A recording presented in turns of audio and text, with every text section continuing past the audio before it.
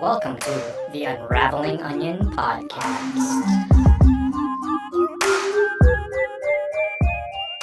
I don't know what episode this is.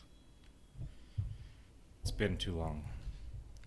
All right, everybody, welcome to the Unraveling Onion podcast. We are back from hiatus. We got a little busy towards the end there, and we had to take a little break because we have made some major life changes. Right, Chelsea? Yes. We have moved. We have changed jobs. We are anticipating another little baby. Yeah, well, we were anticipating a baby before, but Yeah, that's it. it's We're coming. coming closer. You're ready to pop. I am ready to pop. I'm officially almost 35 weeks. But And it's how been you feeling? like feeling good. Yeah. Feeling not ready. Are we ever ready? It's weird because I finally am like getting into this mind frame of like the networking and wanting to get out and about and meet some new people, knowing that next month all of these meetings and people I'm hanging out with, it will not be available to me for the next couple of months. Yeah, it's gonna be crazy because I mean we're in this new place. My childhood home. Yeah, we are. You come We're back. home. We're coming back to our roots, and I think that was a huge reason we wanted to move here. And here is Colorado Springs. So we just moved from Denver down to Colorado Springs. So only about an hour or so south. But this is where we grew up. This is where our family is and our community and all of our friends. We wanted to put down our roots for our children. Well, detaching from Denver was a tough choice to make. I think Denver's exciting. Denver, we developed a new home there. We have a new set of friends. We have a new way of life over there. We love the restaurants and the food, and but Denver got a little crazy. I mean, prices went through the roof. I mean, we used to spend how much on an apartment? Like $900, and that same apartment would probably be $1,700. That was for a 1-bedroom, and then a 2-bedroom it would be way more, and then 3-bedroom, which is what we were gonna need if we, since we're expanding our family, at least a 3-bedroom. It was gonna be through the roof, and it just wasn't a reasonable choice. I mean, I go to work so I can come home and relax and enjoy nature, and if I'm stuck to this apartment where you might have a balcony facing maybe a decent direction, it just wasn't enough. It wasn't enough, and I think the job kind of, I was done with news. Yay. Which made me so happy. I mean, news was a big part of my life. I think it was 13 years I've been doing news. Yeah, I think so. And I was doing local news for about 10 years, and then national news for 3.5. And news is something I kind of fell into when I was a young 20-year-old, and it was exciting. I got to see the entire world. I mean, well, not the entire world. I got to see the country. But local news was different because I was in the community, and I really, really loved there's something about covering what was going on in your city. You really got authentic views of your city, and if there was an accident or if there was something going on with utilities, or you truly understood the faces and the personalities of what your city represented. And when you covered a story, you covered it. You really just, if a power line went down, you covered the power line, you covered the responses, you covered what was going to be done about it. But as I moved up to national news, things kind of changed a little bit. It felt what news was kind of needed to expand out to make the coverage more relevant for the national audience. So if it happened at a location, if something happened at a location, it felt like, well, what's the narrative around it? What are people talking about with this story? And it felt more separate. It felt like more creating a narrative. And I didn't agree with all the ideas of these narratives being created. When we're talking about engagement, we would justify newsworthiness based on what are people talking about. Well, that's a not a basis for journalism, in my opinion. And Twitter is not, the Twitter conversation isn't representative of the world. I mean, I forget the number is, but, you know, there's something along the lines of like, what, 2% of Twitter makes like 80% of the conversation. And we centered a lot of where we get our news from this national conversation. And, you know, of course, in the media world, you're all friends with other media people that you've known and you've grown with. I mean, everyone's been to every market, that knows somebody else in every market, that knows somebody. And so the whole USA is pretty much covered with journalists that know each other and follow each other on Twitter. So it did feel like an echo chamber. And, you know, it was amazing that we didn't see that. We didn't see that in these newsroom meetings, didn't have that, I don't know. It's hard to talk about the job because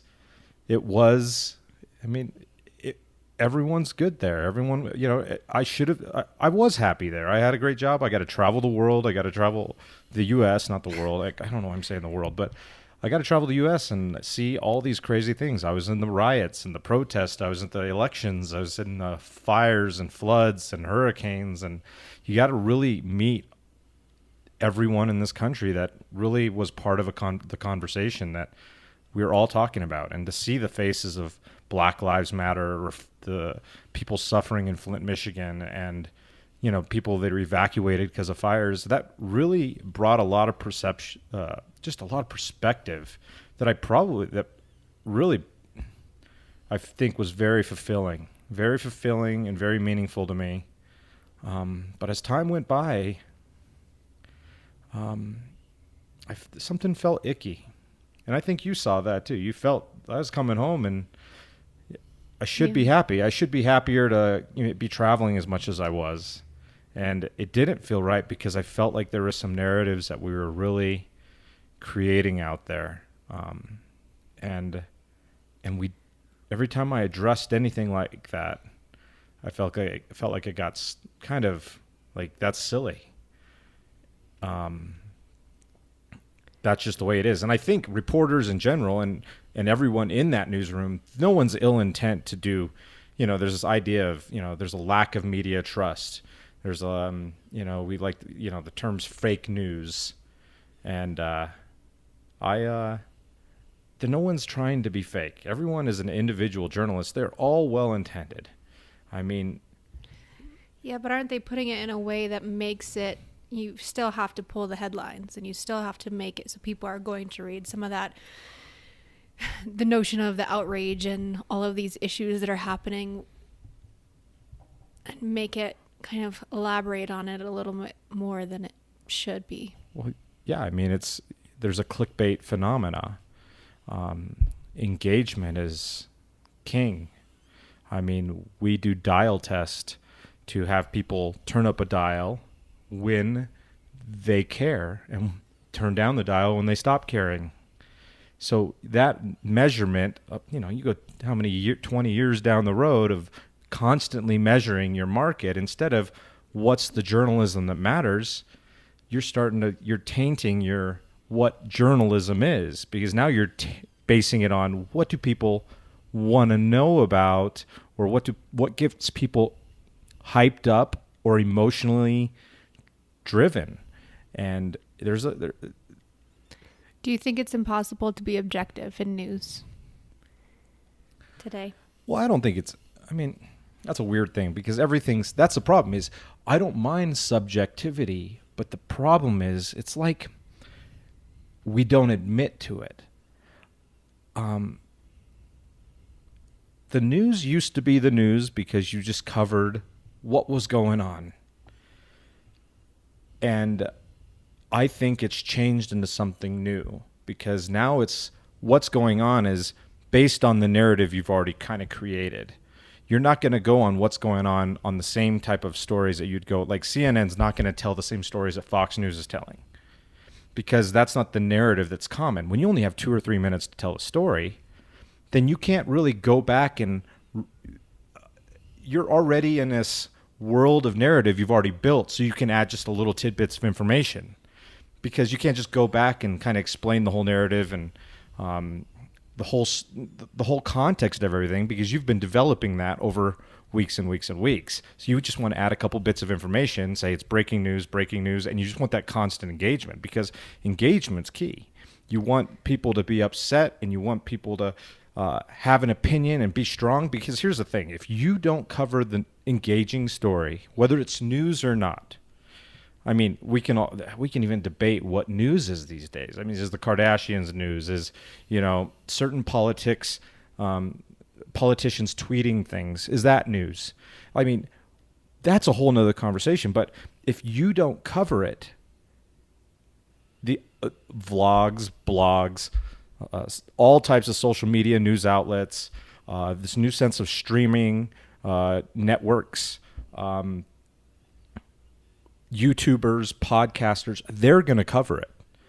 TMZ, Vox, whatever, even non-network news stations or companies are going to cover it. And if they cover it, that means you're losing a piece of the pie that you're trying to build with your audience. And you can see CNN, they're losing tons and tons of viewers. I mean, they're going downhill fast, and they're doing everything they can to say, okay, we need more people to be, they're spreading their arms to more and more and more audience members, because they're losing little bits to YouTubers and all these different media outlets to some degree, because everyone can be a journalist, because the information is so spread. So if you're so concerned about protecting the pie for obvious financial reasons, it's totally understandable. I can't even be upset, because I know that the business side of things, you have to keep the business up, because we're in a world where everyone's connected, and I can get news from a million different sources at any time.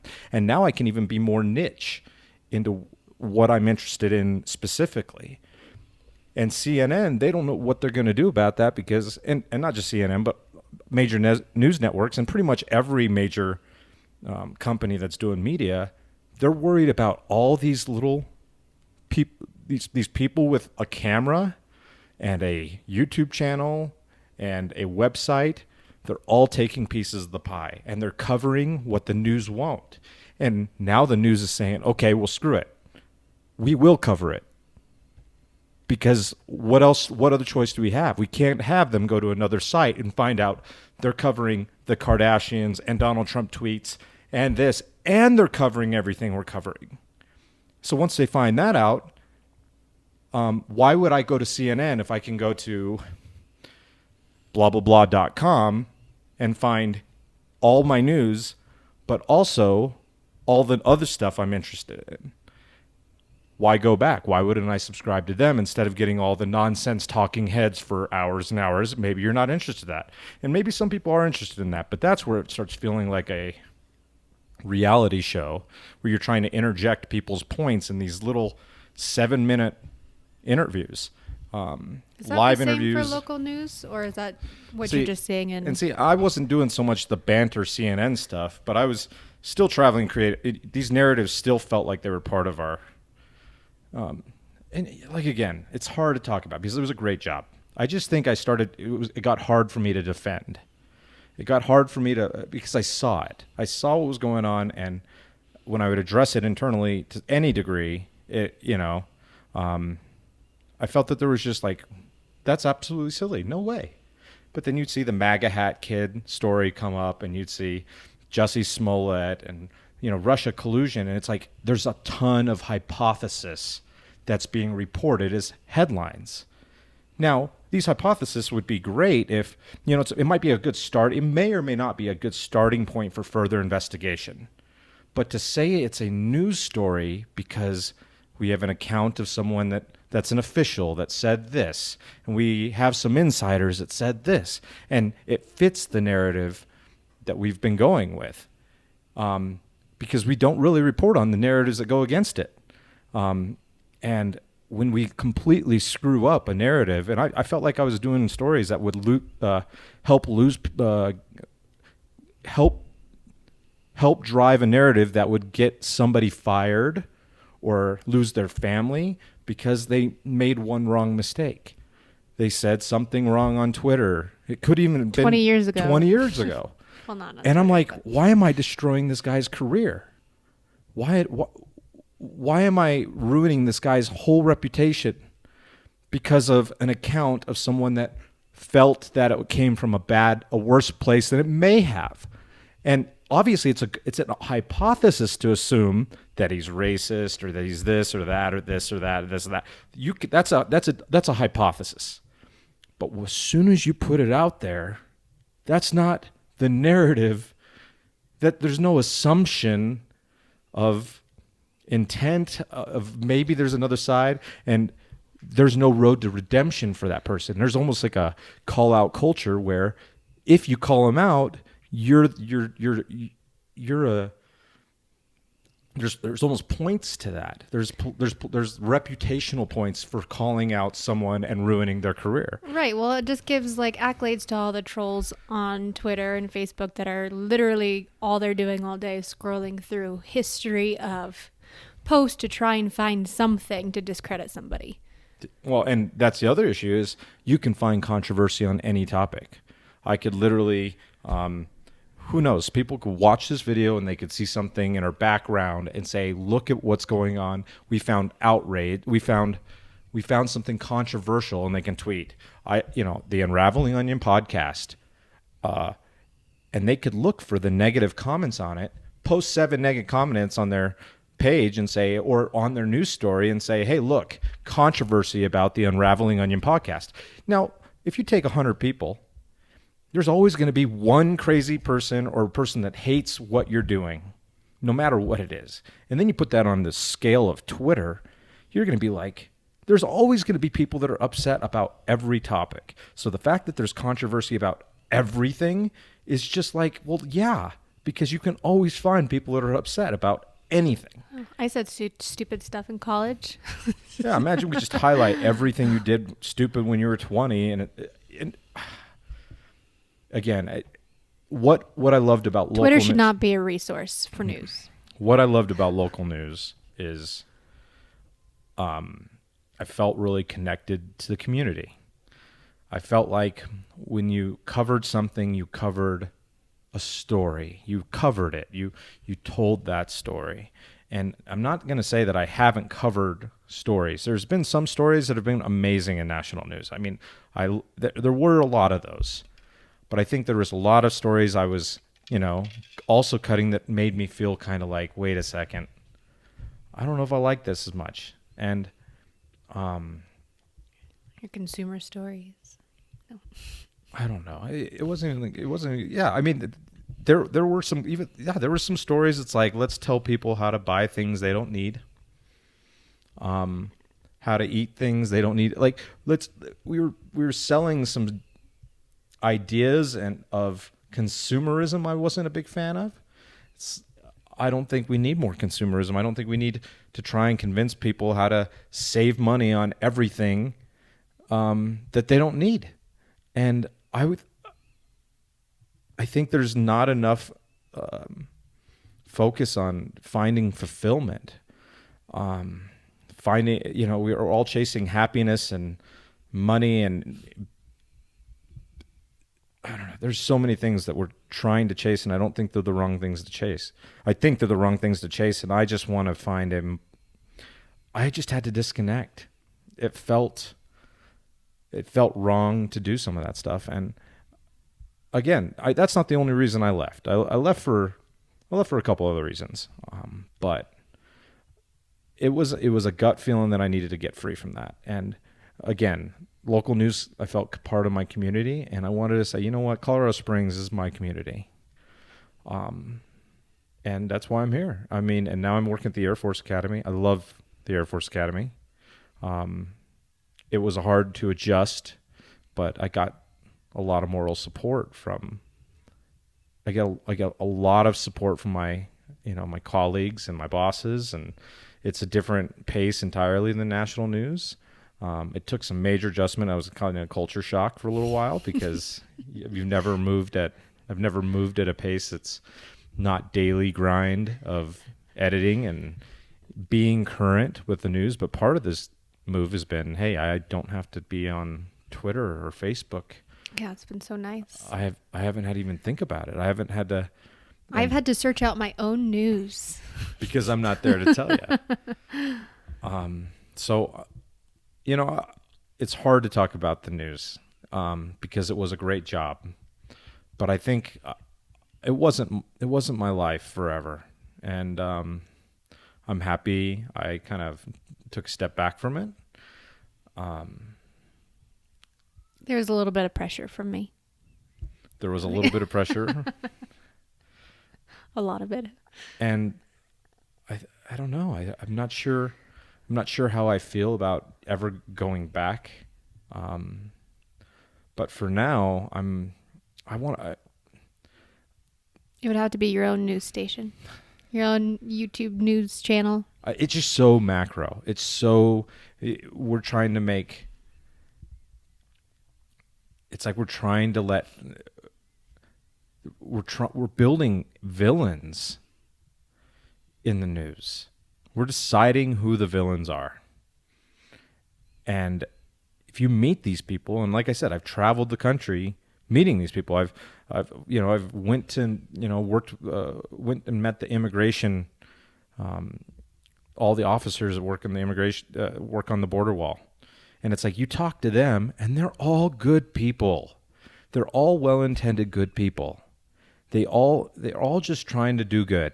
And obviously we could debate all day and talk all day about why their perception is different than the narrative you'll hear on entertainment, television, music.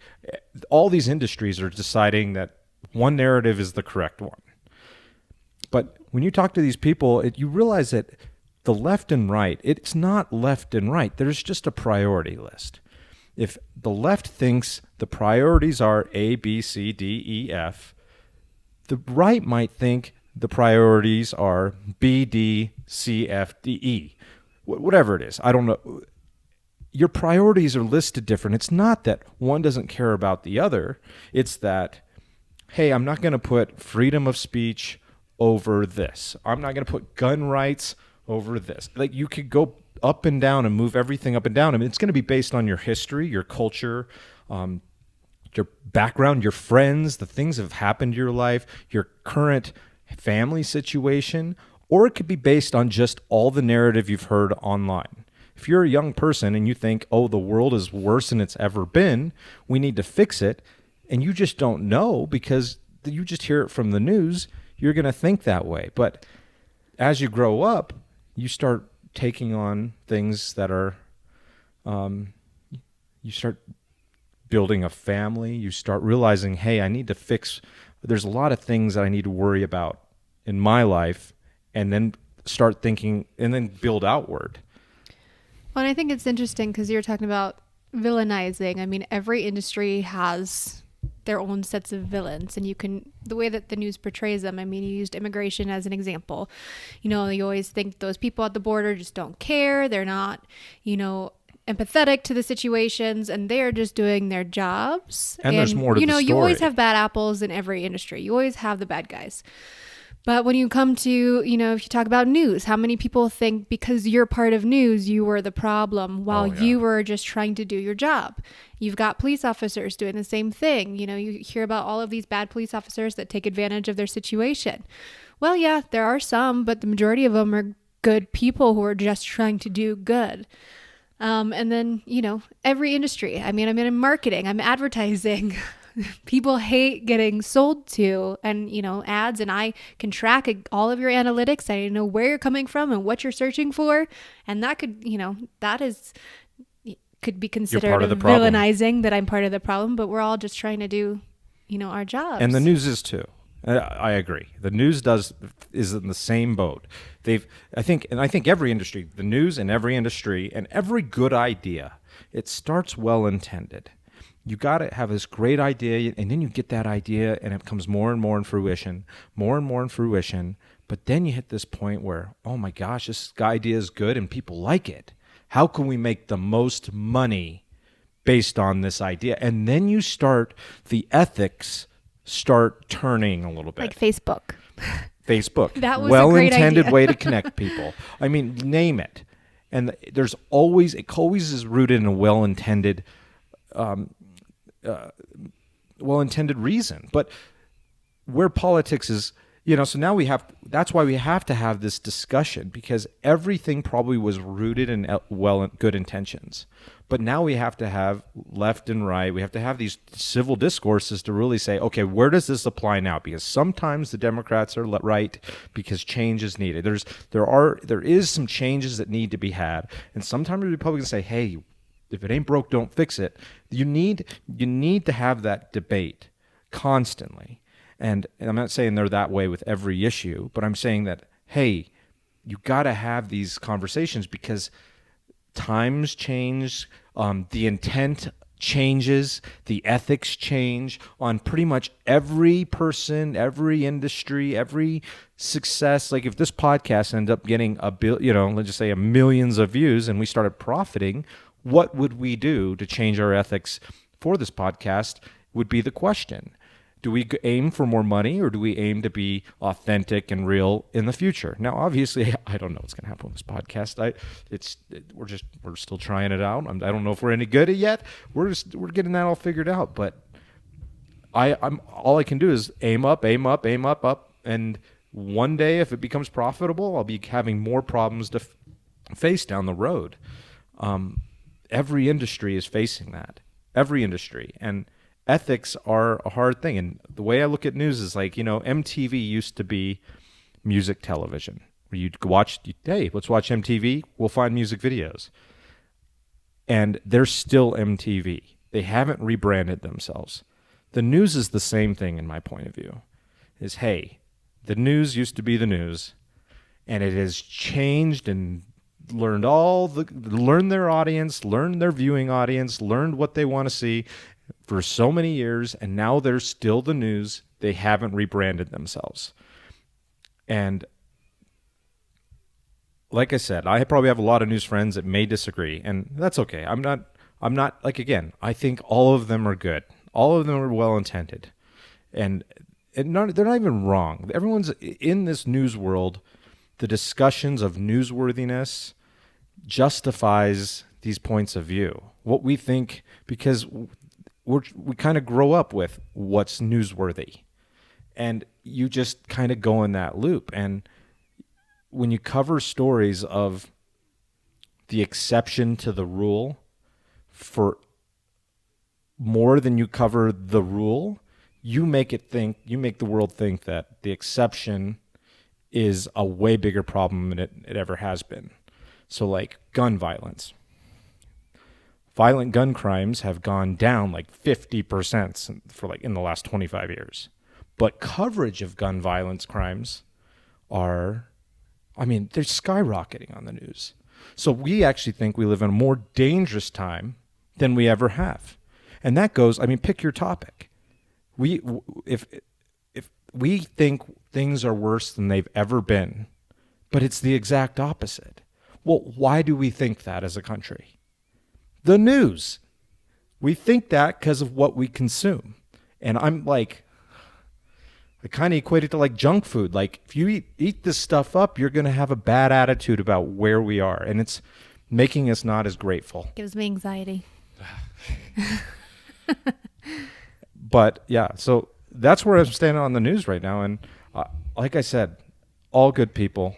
And I don't even think, like I said, it's a corporation. If I could work for any big business, there's going to be some ethics. Every major anything has some ethics issues, but I couldn't be part of it anymore. And so that's part of my reason to get out. There's some other reasons, but that's really, how long has this been stemming on for? Quite a few months.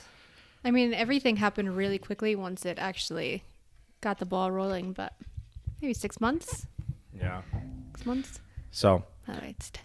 So our daughter is waking up, but we wanted to make sure we recorded a podcast. We've gotten some great comments, great feedback on, we got to get Chelsea to talk more, right, Chelsea? Well, I try. You just keep talking. No, I'm just kidding. Yeah, I might have some input here and there. But feel free to comment, subscribe. I don't, I'm not sure. The analytics are little, but just subscribe to everything, comment. We'll see it. We want to just kind of see what you guys are thinking about the podcast and what you'd like to hear more of. And, we want to move forward and keep doing these episodes, and because it's fun. It's fun, and it's something I'm excited to do. And Chelsea is kind of excited, right? I'm so excited for you, baby. All right, well, that's the end of our podcast. Sorry for my rant. I don't know if I should have been ranting, but... Well, we were going to talk about transition today, but I think that's...